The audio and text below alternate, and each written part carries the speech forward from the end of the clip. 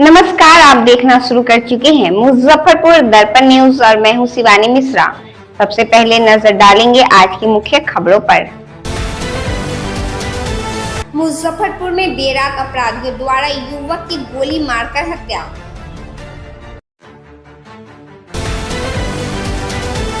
पत्रकार राजदेव रंजन हत्याकांड में कोर्ट ने 3 को सुनाई सजा। स्कूल में प्रिंसिपल और 20 सूत्री अध्यक्ष के बीच बकझक वीडियो हुआ वायरल। एफआईआर कीजिए, हम एफआईआर कराने के लिए तैयार हूँ, लेकिन आप चैम्बर में बैठे के बच्चा बाहर है या खाना खा रहा है ना काम कर रहा है, बच्चा है का?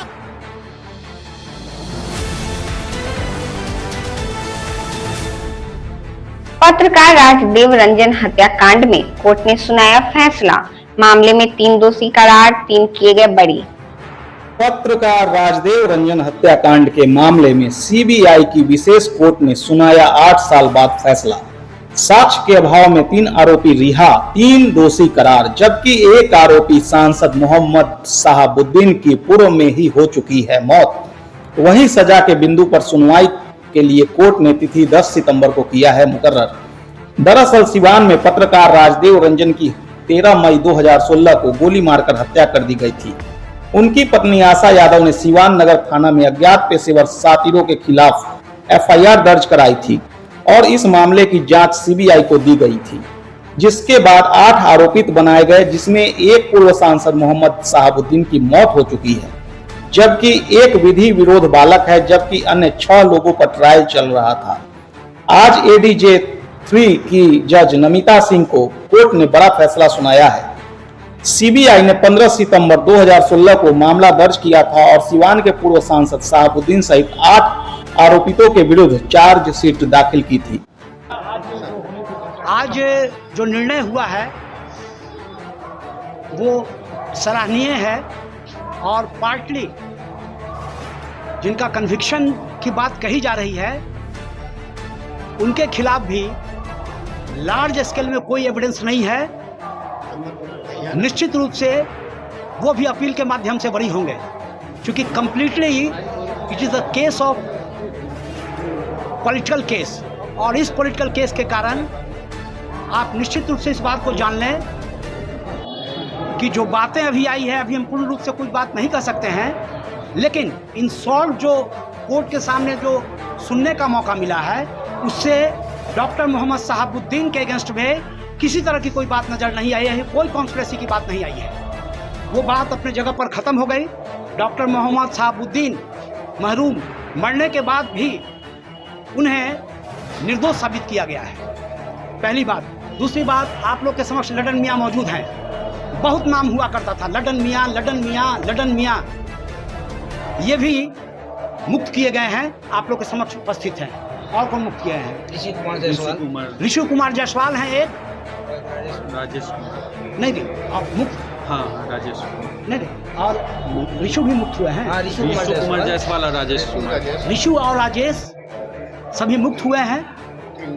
और विजय कुमार गुप्ता और सोनू कुमार गुप्ता एक और हैं, और रोहित कुमार सोनी, उनके खिलाफ partly not in large partly evidence आया है।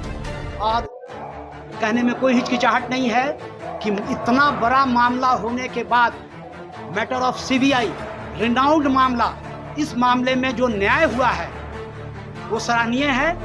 पार्टली जो जिसके कन्विक्शन की बात कही जा रही है उनके अगेंस्ट भी बहुत छोटे रूप में एविडेंस आया है। ये तो कोर्ट, सुप्रीम कोर्ट की मान्यता है। आगे जहां हमको अपील में जाने की बात इन तीनों के अगेंस्ट में है, अपील में हम लोग इसमें जाएंगे। बहुत लंबे समय से ये लोग जुडिशियल कस्टडी में थे, आज मुक्त हुए हैं, न्याय की जीत हुई है और पार्टली आगे न्याय मिलेगा। जिनको न्याय नहीं मिला है निश्चित रूप से आगे न्याय मिलेगा। 3 अभियुक्त को विजय कुमार गुप्ता, रोहित कुमार सोनी और सोनू कुमार गुप्ता को 120B, 302 IPC and 27 of the arms act में गिल्टी पाया है, कोर्ट ने गिल्टी पाया है। और सजा के बिंदु पर अगली सुनवाई 10/9/2025 और इसमें 3 एक्यूज्ड हैं अजहरुद्दीन बेग उर्फ लड्डन मियाँ, और दूसरा है राजेश कुमार, और तीसरा है ऋषि कुमार जायसवाल। इन तीनों को कोर्ट के द्वारा यह कहते हुए कि साक्ष्य का अभाव है, रिहा किया गया है, जबकि साक्ष्य अभिलेख पर उपलब्ध है। तो हम लोग जब निर्णय की कॉपी मिलेगी और उसका परिशीलन कर हम लोग यह विचार करेंगे कि उसका अपील माननीय उच्च न्यायालय में हम आगे बढ़ेंगे। सर, आरोप क्या था? आरोप था कि आपराधिक षड्यंत्र कर रहे थे जर्नलिस्ट राजदेव रंजन को शारेआम जो है सो हत्या कर मंडी, फल मंडी के पास सिवान स्टेशन रोड में उनकी हत्या कर। ये दिनांक 13/5/2016 की जी 7:30 पौने 8 के बीच में, और उसी समय जो है सब घटनाकारी सभी अभियुक्तगण आपराधिक षड्यंत्र कर हत्या किया। मुजफ्फरपुर में देर रात बरामदे पर सो रहे पुत्र की अपराधियों ने गोली मारकर की हत्या। सुबह नींद खुलने पर मां ने देखी बेटे की लाश। मुजफ्फरपुर के पारू थाना क्षेत्र के बैजलपुर गांव में देर रात घर के बरामदे में सो रहे एक युवक को अज्ञात अपराधी ने गोली मारकर हत्या कर दी। बताया जा रहा है कि मृतक अभिमन्यु कुमार खाना खाने के बाद बरामदे में सो रहा था, तभी अज्ञात अपराधी ने उसे गोली मार दी, जिससे उसकी मौत मौके पर ही हो गई। अगले सुबह जब उसके मां की नींद खुली तो घर से बाहर निकलकर देखा तो वह खून से लथपथ था, जिसके बाद वह रोने और चिल्लाने लगी। आवाज सुनकर आसपास के लोग मौके पर जुट गए और स्थानीय थाना को इसकी सूचना दी गई। मौके पर पहुंची पुलिस ने शव को कब्जे में लेकर एफएसएल की टीम को सूचना दी और आगे की कार्रवाई में जुट गई। वहीं हत्या के कारणों का पता नहीं चल सका है। पुलिस पूरे मामले की जांच में जुट गई है। वहीं मृतक के परिजन ने बताया कि यह घटना लगभग 12 बजे से 1 बजे रात की है। घटना का कोई कारण पता नहीं चला है। ग्रामीण लोगों से क्या मामला हुआ था सर यहाँ? यह मामला तो देखिए ऐसा है कि मैं 10-11 बजे तक जगे थे, 2 बार उठे, पेशाब किए, घूमे फिरे। मैं 1 और 2 बजे 12 और 1 बजे के करीब उठे, जगह ही हुए थे, मोबाइल देख रहे थे, नींद नहीं आ रहा था।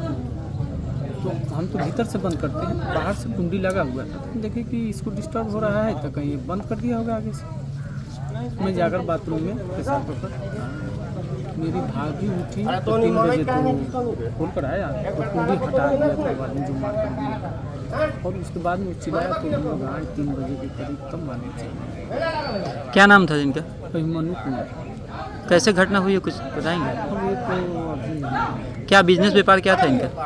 इनका बिजनेस व्यापार TVS का ये 2 महीने से काम करता था। 1 महीने का था सैलरी है ये। कितना उम्र होगा लगभग? उम्र 25-26। कल का कब का घटना है? रात का 12 बजे से लेकर 1 बजे के बीच। स्कूल में अनियमितता की शिकायत पर पहुंचे 20 सूत्री अध्यक्ष और विद्यालय के प्रधान अध्यापक के बीच जमकर हुई बहस, वीडियो हुआ वायरल। प्रखंड स्तर पर व्याप्त भ्रष्टाचार पर लगाम लगाने के लिए सरकार ने 20 सूत्री समिति का गठन किया था, ताकि समिति के सदस्य निगरानी रख सकें। लेकिन अब खुद समिति और स्कूल प्रशासन के बीच टकराव का मामला सामने आया है। सोशल मीडिया पर एक वीडियो तेजी से वायरल हो रहा है, जो मुजफ्फरपुर जिले के साहेबगंज प्रखंड क्षेत्र स्थित मध्य विद्यालय भलुई खान का बताया जा रहा है। वीडियो में 20 सूत्री अध्यक्ष मणि रोशन सिंह और स्कूल के प्रधानाध्यापक सूरज कुमार के बीच तीखी नोकझोंक होती दिख रही है। जानकारी के मुताबिक 20 सूत्री अध्यक्ष मणि रोशन सिंह को विद्यालय में चल रहे भ्रष्टाचार की शिकायत मिली थी।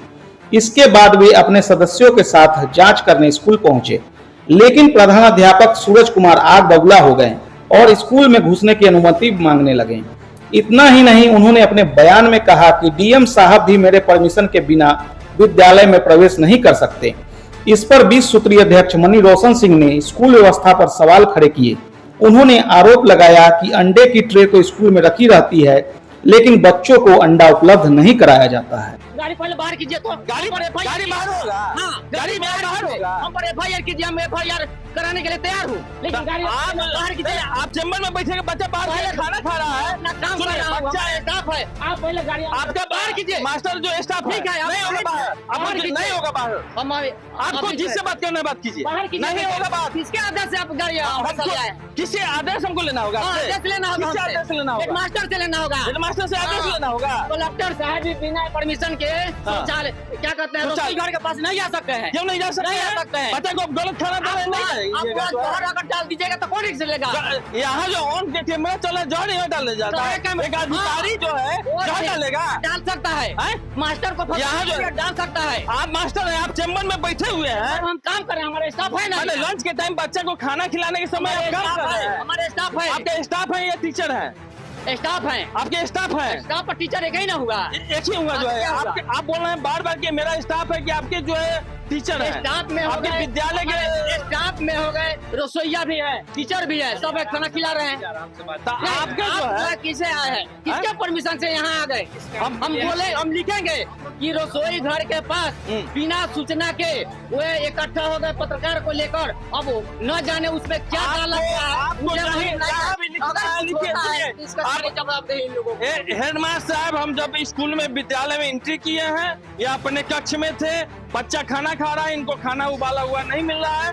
खाना के जो क्वालिटी, यह कहते हैं कि मेरे परमिशन से एक विसूत्री अध्यक्ष प्रखंड का, इनके परमिशन से इनके ऑफिस में पहले जाए और ऑफिस में बैठ के ये बैठे हुए हैं। बच्चा का जो लंच का टाइम है, ये बच्चा को नहीं देख रहा है, बच्चा कैसे खाना खा रहा है। इनको उसे पाया गया अंडा जो है एक जगह ट्रे में रखा हुआ है, बच्चा को उसको छील के नहीं दिया जा रहा है। रसोईया का कहने का मतलब है कि इनको क्लास में एक एक अंडा दिया जाएगा। हमारे हेडमास्टर साहब हैं, ये कह रहे हैं कि छुट्टी के समय एक एक अंडा दिया जाएगा, यानी खाना में इनको अंडा नहीं मिलेगा।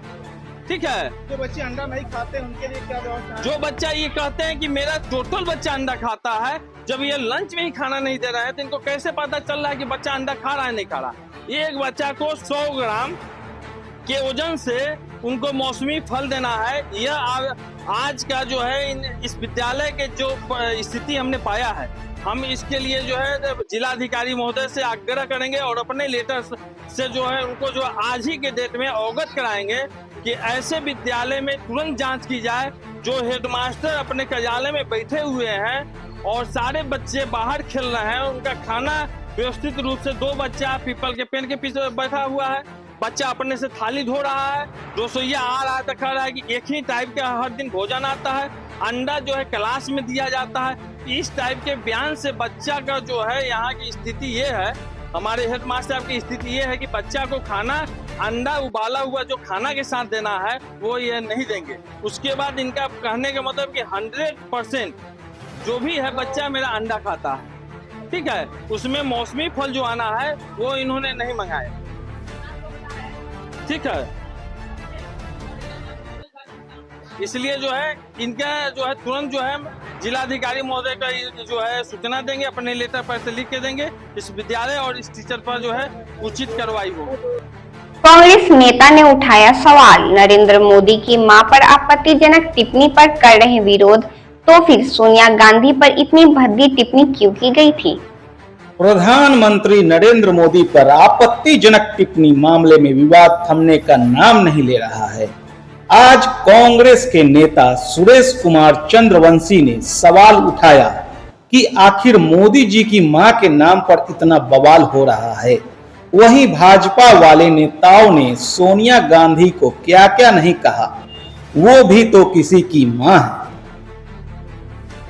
आप लोग ये बताइए कि माँ सबका माँ होता है, ये प्रधानमंत्री का माँ है, पीएम साहब का ही, मोदी जी का ही माँ है, सबकी माँ बराबर है। आप सोनिया गांधी के कौन कौन सा अभद्र व्यवहार किया है और मन से किया है, ये हमारे पीएम साहब ये बतलाए। सबकी माँ बराबर होता है और सबकी माँ माँ है, ये नहीं कि पीएम साहब की माँ है और बाकी की माँ गड़बड़ है। वो भैंसा 50 करोड़ का भैंस और क्या क्या चीज बीजेपी की भी द्वारा और उनके पीएम साहब के भी द्वारा ये मार्केट में स्टेज से बोला गया, ये क्या उचित है?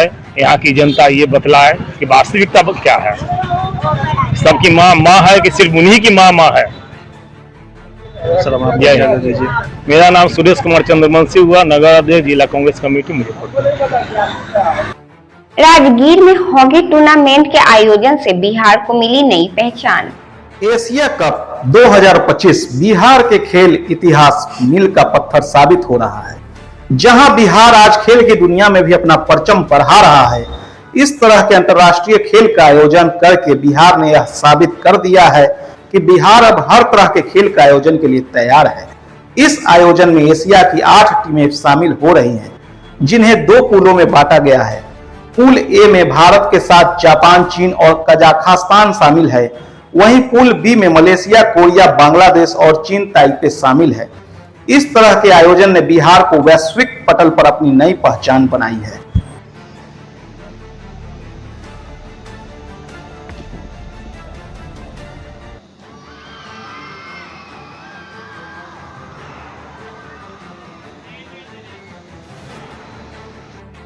आज की खबरों में फिलहाल इतना ही। फिर मिलेंगे शहर की तमाम खबरों के साथ। तब तक के लिए मुझे और मेरी पूरी न्यूज टीम को दीजिए इजाजत। नमस्कार।